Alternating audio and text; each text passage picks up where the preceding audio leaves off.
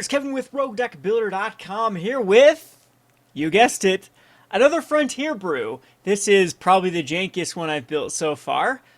Just again, it's trying to utilize an old goodie, an old favorite of mine.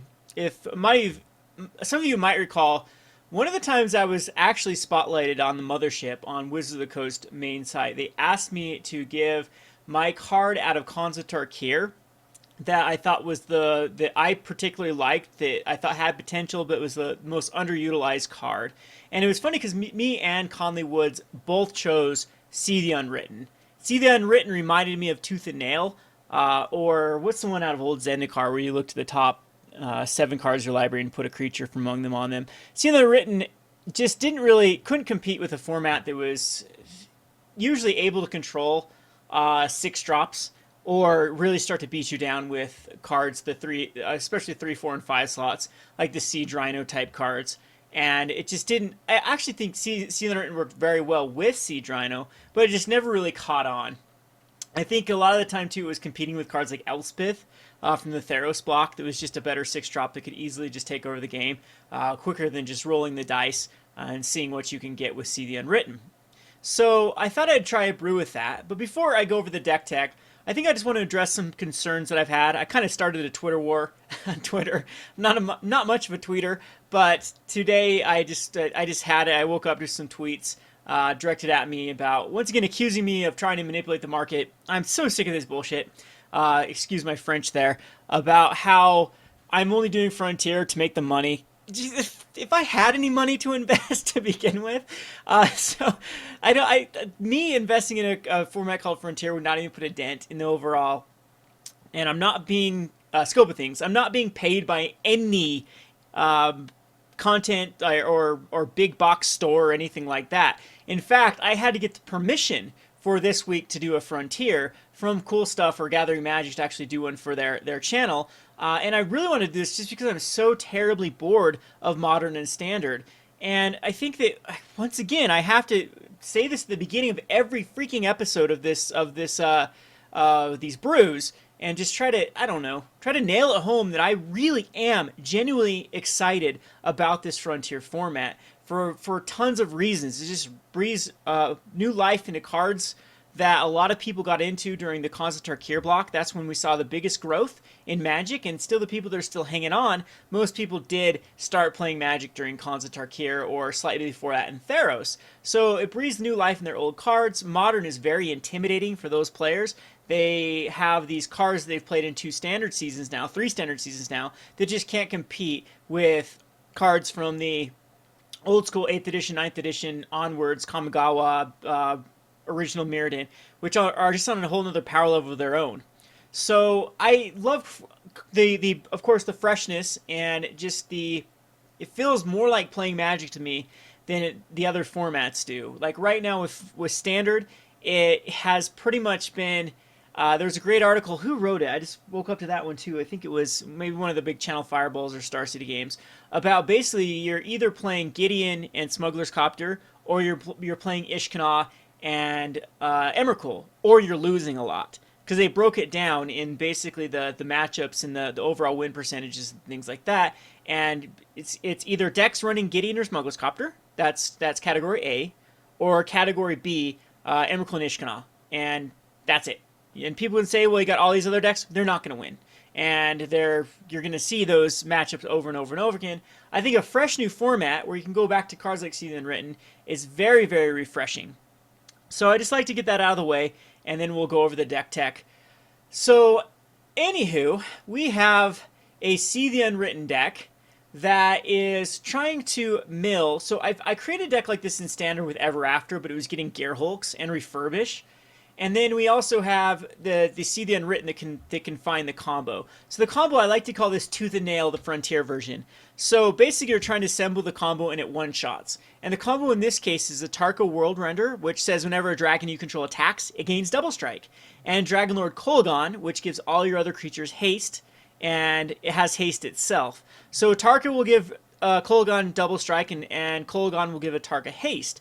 So combined, when they swing in, they're going to do 24 points of damage. So the best way to get this out, of course, is for See the Unwritten to actually find both of them. And so we need to find cards with 4 power. The best one for this, I think, would be Sylvan Advocate, because the dream scenario would be to go Sylvan Advocate and then go into Explosive Vegetation, and then you would have the lands that are necessary. You'd have the 6 lands for the Sylvan Advocate to be a 4/5, and then you can actually get the See the Unwritten to hopefully find a Tarkin and Dragonlord Kolaghan.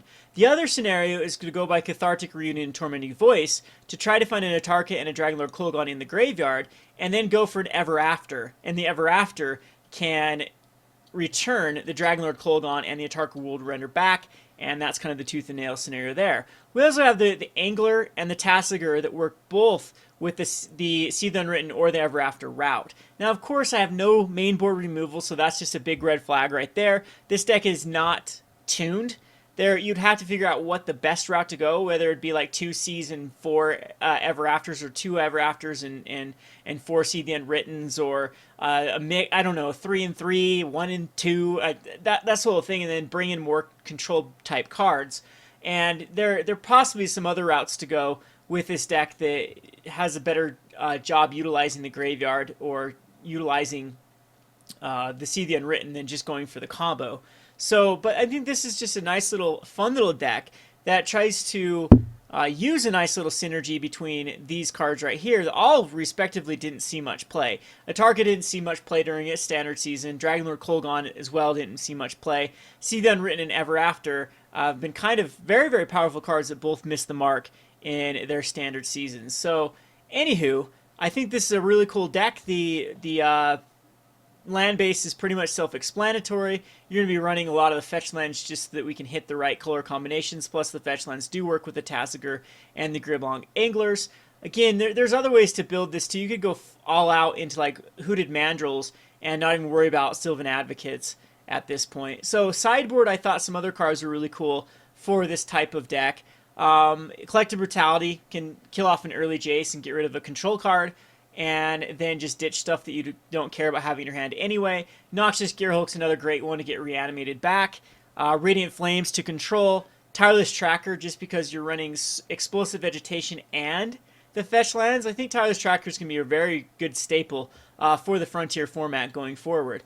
Just because fetch lands are incredibly strong, and cards like Explosive Vegetation or Nissa's Pilgrimage do exist in the format, and any other ramp spell that we get in the near future can work with a Tireless Tracker. And then this gem, Feed the Clan, completely forgot about this card. I was actually just going through some old bulk, and I'm like, wow, Feed the Clan, that is the perfect card with Tassiger or even Sylvan Advocate on that pivotal turn 6, when, or even sooner, even as close as, so you Tassiger early, so Cathartic Reunion, that puts 3 cards in the graveyard, with a fetch land in the graveyard, then you Tassiger, so turn 4, you cast Tassiger and Feed the Clan, gain 10 life, and have a 4/5 body. I think that does a great job of stopping some of those early aggressive base decks from running you over until you get the combo assembled. So Feed the Clan, I think, was a very pivotal piece. I don't know if it justifies going in the main for this particular strategy. But, I don't know, this is one of my more jankier builds. I don't expect much out of this one. I don't think that it'll ever... It probably has more bad matchups than it has good matchups. But this is exactly what I get out of Magic, the whole deck building process. And I've been having a ton of fun. You saw my channel, it was dying. Here, let me be very, very frank with you, very open and honest. It felt like a chore doing gameplay videos. The whole main reason why I haven't done a lot of gameplay videos is A, they're a really, really pain in the butt to edit when you have to go through pauses and things like that. B, it didn't seem like the vast majority of my viewership was very interested in gameplay. And C, I wasn't very interested in actually brewing or playing decks. And so I kept up with like Market Mondays, I kept up with community issues, I kept up with what else have I been doing? Spoiler videos, little updates on other modern decks here and there with other things. But you could tell the passion was completely gone. If you couldn't tell the passion was completely gone, then maybe I'm just a good faker. But to be open and honest and completely upfront with all of my fans, I have struggled the past, I would say, 6 months. You can ask Zach or just a lot of people in my game store where I just don't even want to play Magic, where I've been playing a lot of, like, well, Commander and Dota 2 as kind of my games of choice, rather than really. And it's sad because when I started Rogue Deck Builder, I was so passionate. Go back to some of those like Theros videos, especially when I built the Jund kind of the Jund Reanimator deck. I was kind of one of the first ones with that archetype, and top eighted a PTQ with it. And I was so passionate back then of finding like the next big thing. And it seems like lately, even some people pointed out that some of my brews for like the Rogues Alley or playing on a budget over cool stuff weren't very innovative. It was just like, okay, what can I do? I'll just throw this together. And yeah, the passion just wasn't there. So if one thing is coming out of this, just even the speculation towards Frontier, is it's brought back, at least for me personally, the passion to actually brew and find combinations and interactions and things like that. So I don't know. I wish that people would just get rid of the negativity. I know people are jaded over tiny leaders. I know people are just we've had like a really rough few years of speculators really ruining the markets, and I think they've really gotten burned in this past year with modern collapsing. Like a lot of people bought into a bunch of cards that never went up in value. I'm talking about like Mutavaults and the Scavenging Oozes and Thoughtseize especially, or Fetch Lands. Fetch Lands were a disaster for a lot of people that bought into them. And I'm even talking about speculators that bought into them at $18 a piece or $20. Thoughtseizes, I remember there was huge like articles and a lot of the gurus talking about picking up Thoughtseize at 16 or 18 bucks. And because it just rotated and it had been a year since it's rotated, and it's going to have to start going up because it's a 4 of in all these legacy and modern decks, and it has continued to go down. So I think a lot of speculators have been burned in the past. So I don't think I know they've affected the entire market. I know there's a lot of people that are just very upset with that whole industry, but it's kind of the nature of the beast with supply and demand. When there's profit to be made, people are going to make profit. And I think that actually speculators do a good job actually stabilizing the market rather than causing major swings. I know I used to get accused of that when I used to play just even the World of Warcraft economy, and people would accuse me of like manipulating the market when I was like, no, you're actually seeing me stabilize it because I'm buying everything then when it goes super low, and then selling stuff off before it goes super high. So instead of seeing massive waves in discrepancy between high and low, people that actually invest will keep the prices more stable, and it will adhere to more supply and demand than anything. So I hear you. I hear all the people that have issues that want another rotating format. I don't want another rotating format. At least not for a while. I like the idea of Eternal. I like the idea of building onto decks. Maybe Frontier will have to have a rotation at some point in time. But for now, I think that having a good like 10 sets is probably the right. I mean, when should rotation happen? Extended was too quick. There just wasn't, no one cared about Extended. Extended was very boring. I'm saying with Block Constructed, they got rid of those two just because block wasn't enough different from standard to make it justifiable, and neither was extended. And so I think that it needs to have a longer basically time to brew and work with the format before we even start talking about any sort of rotation. So I hear you. I hear the conspiracy theorists. I know that it comes from a genuine sense of like caution or just fed up with things, and you have every right to feel that way, but at the same time, quit pooping on the rest of our, hopes and dreams about this format. Just don't play it. Why are everyone whining about cards spiking up in value if you're not going to play the damn format? It doesn't concern you. Just get out. Go play your standard, go play your modern, go play your commander, and leave us that want to actually have fun with Frontier alone. That's the best. Leave Frontier alone. I have to go get some bed sheets and some eyeshadow. But yeah, it's just there's a lot of ego in the Magic the Gathering community. I'm sure you guys could accuse me of the same, but I'm all in on Frontier, 100% all in on Frontier. I bought so many play sets for my store so we have enough cards. I can't even keep up. I sold out of Jace's.